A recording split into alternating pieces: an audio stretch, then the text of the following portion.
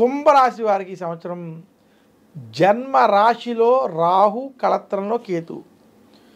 కుంభరాశి వారికి ధనస్థానం, కుటుంబ స్థానం, వాక్స్థానంలో ద్వితీయ స్థానంలో శని, ఏలినాటి శని యొక్క అంత్య భాగంలో ఉన్నారు. ఇంకా కుంభరాశి వారికి పంచమ స్థానంలో బృహస్పతి అనుకూలంగా ఉండడం చేత కుంభరాశి వారికి ఈ సంవత్సరం మధ్యస్థ ఫలితాలు ఉన్నాయి.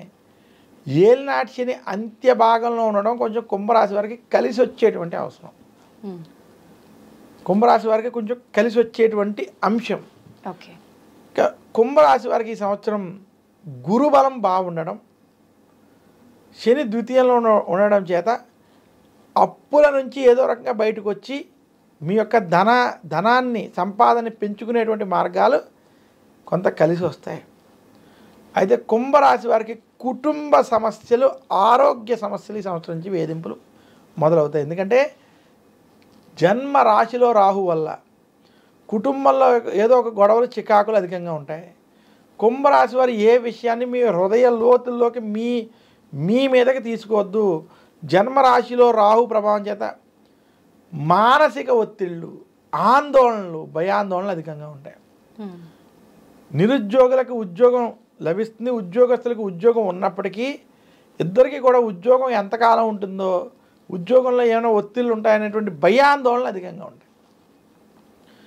కుంభరాశి వ్యాపారస్తులకి గత 2 సంవత్సరాలతో పోల్చుకుంటే ఈ సంవత్సరం కలిసి వస్తుంది, కానీ మధ్యస్థ ఫలితాలు ఉంటాయి. భూ సంబంధమైన వ్యాపారాల్లో ఉన్న వారికి ఎలా ఉండబోతుంది అంటే రియల్ ఎస్టేట్ వంటి వ్యాపారస్తులకి కుంభరాశి వారికి ఈ సంవత్సరం అంత అనుకూలంగా లేదు. కుంభరాశి వారు వ్యాపార విషయంలో అప్పు చెయ్యొద్దు, అప్పు ఇవ్వద్దు. అప్పుల విషయాల్లో జాగ్రత్తగా ఉండాలి. మీ యొక్క ఖర్చుల్ని మాత్రం నియంత్రించుకోవాలి కుంభరాశి వారు.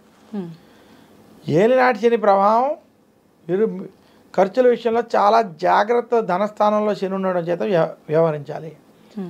కుంభరాశి స్త్రీలకి మధ్యస్థ సమయం, విద్యార్థులకు అనుకూలమైనటువంటి సమయం.